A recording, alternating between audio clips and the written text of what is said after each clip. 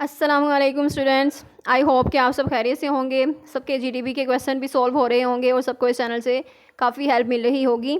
और अभी तक आपने इस चैनल को सब्सक्राइब नहीं किया तो कर लें, चोरी चोरी वीडियोस देखना बंद करें और हमें ज्वाइन कर लें। आप सब्सक्राइब भी करें और बेल आइकन भी प्रेस करें ताकि आपको नई वीडियोज़ की अपडेट भी फ़ौरन मिलती रहे।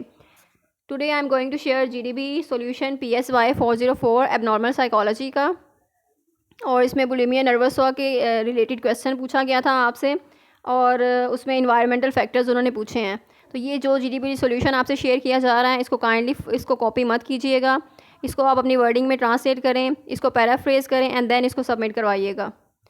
सो bulimia nervosa is a complex mental health disorder है, ठीक है, जिसमें इंसान बहुत ज़्यादा आप खाते हैं, ठीक है, बिंज ईटिंग जो है वो होता है and that is believe to be cause by a combination of environmental, genetic and psychological factors. तो इसमें सिर्फ एक फैक्टर नहीं है, इसमें बहुत से फैक्टर्स इन्वॉल्व हैं, जिसमें जेनेटिक भी हैं और कुछ साइकोलॉजिकल फैक्टर्स भी हैं, जैसे कि आप डिप्रेशन में बहुत ज़्यादा खाते हैं। While the exact cause of bulimia is not known, यानी कि एग्जैक्ट कॉज नहीं पता उसका। Environmental factors play a significant role in its development. अच्छा, इन्वायरमेंटल फैक्टर्स जो हैं वो बहुत इंपॉर्टेंट रोल प्ले कर रहे हैं इसमें। So environmental causes of bulimia include stress, ठीक है, इन्वायरमेंटल जो आपके माहौल से रिलेटेड है, ठीक है, आपकी सराउंडिंग से रिलेटेड है, तो उसमें आपका स्ट्रेस इंक्लूड है, आपका ट्रॉमा, ठीक है, कल्चरल इन्फ्लुएंसेस हैं और स्ट्रेसफुल लाइफ इवेंट्स हैं, और कोई ट्रेजेडी है, कोई मिसहैप हुआ है आपके साथ तो वो है, कोई किसी की डेथ हो गई है फैमिली में, रिलेशनशिप डिफ़िकल्टीज़ हैं, फाइनेंशियल प्रॉब्लम्स हैं, सारे ट्रिगर करते हैं आपके बिंज ईटिंग को। ट्रॉमा जो है वो सच एज फिजिकल और sexual abuse can also contribute to the development of bulimia by causing feelings of low self esteem and body image issues, ठीक है, यानी आपकी सेल्फ एस्टीम जो है वो भी लो है और बॉडी इमेज इशूज़ हैं, तो वो तब भी आपको बुलिमिया नर्वसा ये डिसऑर्डर, ईटिंग डिसऑर्डर हो सकता है। एंड देन कल्चरल इन्फ्लुएंसेस में आपके can play a role in the development of bulimia. Cultural influences भी हो सकते हैं, जैसे कि आपकी सोसाइटी का एम्फेसिस है थिननेस पे, आइडियल बॉडी इमेज पे, तो ये इंडिविजुअल्स को प्रेशर जो है वो प्रेशराइज करता है कि वो अपने कंफर्म करें, दूसरे जो आपकी स्टैंडर्ड्स बने हैं, जो कल्चरल स्टैंडर्ड्स हैं, उनको उनके साथ कंफर्म करें, उनके साथ चलें, गेट अलॉन्ग करें उनके साथ, तो leading to disorder eating patterns and body dissatisfaction. तो ये सारी चीज़ें आपकी जो भी ये कल्चरल फैक्टर्स हैं जो आपको प्रेशराइज कर रहे हैं, तो ये सारे आपको डिसऑर्डर की तरफ लेकर जा रहे हैं, ठीक है, आपकी eating patterns and body dissatisfied हैं आप अपनी बॉडी इमेज से रिलेटेड, तो दैट्स वाई आप फिर बिंज ईटिंग की तरफ यहाँ जाते हैं, बुलिमिया नर्वसा की तरफ जाते हैं, और जो कि एक ईटिंग डिसऑर्डर है और एबनॉर्मल वे में आप मतलब ईटिंग करते हैं, तो ये डिसऑर्डर जो है वो वही होता है कि एबनॉर्मल की तरफ जा रहे हैं आप, ठीक है, नॉर्मल से हट के, नॉर्मल रूटीन से हट के।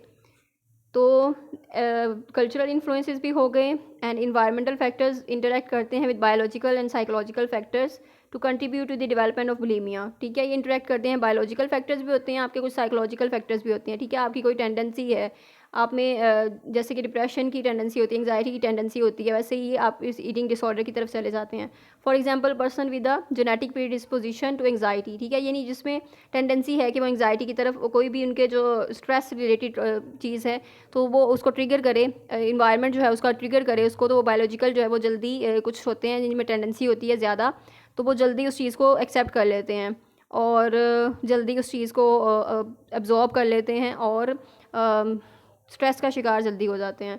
सो ये वजह है, आपकी बायोलॉजिकल भी होते हैं फैक्टर्स इसमें, if they are expose to stressful event, यानी आप कोई भी स्ट्रेसफुल इवेंट आपकी लाइफ में आया है तो आप उसके रिलेटेड आप स्ट्रेस का जल्दी शिकार हो जाते हैं, जिसकी वजह से आप इन डिसऑर्डर्स की तरफ चले जाते हैं, या फिर आप डिप्रेशन का शिकार हो जाते हैं, या फिर एंग्जाइटी का, और या फिर आप ईटिंग डिसऑर्डर्स की तरफ चले जाते हैं। सो इन कंक्लूजन आप देखें उसका, while exact cause of bulimia is not known, यानी एग्जैक्ट कॉज हमें नहीं पता, बट हमें एक अंदाज़ा लगाते हैं, एक अजम्पशन है हमारी कि ये फैक्टर्स इसमें इन्वॉल्व हो सकते हैं। इन्वायरमेंटल फैक्टर्स, ट्रॉमा, सब वही सारी चीज़ें, ट्रॉमा है, स्ट्रेस है, आपका कल्चरल इन्फ्लुएंसेस है, ये सारी चीज़ें जो आप में एक रोल प्ले कर रही हैं इस डिसऑर्डर में। So it is important to address these environmental triggers in the treatment of bulimia in order to help individuals. तो हमें सबसे पहले तो उसका कॉज जो है वो आइडेंटिफाई करने के लिए उसके इन्वायरमेंटल फैक्टर्स को चेक करना पड़ेगा कि उसके इन्वायरमेंट में ऐसा कौन सा प्रॉब्लम है, कौन सा इशू है जो कि इसको इस डिसऑर्डर की तरफ लेकर जा रहा है। तो individuals overcome there disorder eating patterns and achieve lasting recovery, ठीक है। अगर जब तक हम उसकी जो रूट कॉज है उसको आइडेंटिफाई नहीं करेंगे तब तक उसका ट्रीटमेंट अच्छे तरीके से नहीं हो सकेगा। तो फर्स्ट ऑफ ऑल तो आपने उसके रूट कॉज को आइडेंटिफाई करना है कि उसके प्रॉब्लम कहाँ पे है, उसको ये डिसऑर्डर किस वजह से है। तो ईटिंग के जो भी डिसऑर्डर हैं और बाज़ औक़ात ये दूसरी जो है वो साइकोलॉजिकल बीमारियां हैं उनको कर रहे होते हैं, जैसे कि डिप्रेशन है, एंग्जाइटी है। तो आपने वो आइडेंटिफाई करना है कि ये आया कि डिप्रेशन की वजह से इस तरह हो रहा है। डिप्रेशन में एक जो है वो क्लाइंट बहुत ज़्यादा ईटिंग जो डिसऑर्डर है यानी कि बहुत ज़्यादा खा रहा होता है या कम खा रहा होता है, और एंग्जाइटी में भी इस तरह हो सकता है। तो ये डिफरेंट मतलब आपने आइडेंटिफाई करना है कि उसके पीछे रीज़न क्या हो सकता है, ठीक है। उसके इन्वायरमेंटल फैक्टर्स हैं, कौन से फैक्टर्स हैं, और जब तक हम उसको आइडेंटिफाई नहीं करेंगे तब तक हम उसका ट्रीटमेंट नहीं कर सकेंगे। अगर हमने वो उसके जो रूट कॉज है उसको आइडेंटिफाई कर लिया, इट मीन्स हमारा ट्रीटमेंट जो है वो सक्सेसफुल हो जाएगा।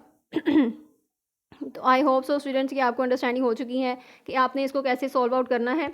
और काइंडली दोबारा कह रही हूँ, इसको कॉपी नहीं करना किसी ने भी, आप इसको पैराफ्रेज करें, अपनी वर्डिंग में करें, ठीक है। आपको जो भी अंडरस्टैंडिंग हुई है उस हवाले से। और आपने हैंडआउट्स एक बार लाजमी रीड करने हैं, हैंडआउट्स रीड करें, थोड़ी नेट पे थोड़ी खुद भी रिसर्च करके चेक करें, और आप इसको कैसे कर सकते हैं। तो मज़ीद अपनी अंडरस्टैंडिंग को इन्हांस करने की कोशिश किया करें, किसी पे डिपेंड नहीं करना, बल्कि आप डिफरेंट सोर्सेज से डेटा कलेक्ट करें एंड देन उसको आपने ऑर्गेनाइज़ करना है, देन आपने उसको सबमिट करवाना है, ठीक है। तो आपने डिफरेंट वेज से करने की कोशिश किया करें, इसको सिर्फ एक वे पे रिलाई ना किया करें, और इस तरह आपकी अंडरस्टैंडिंग भी इन्हांस होगी, आपके जो है नॉलेज है एक्सपैंड होगा, और आपकी लर्निंग जो है वो बेटर होगी।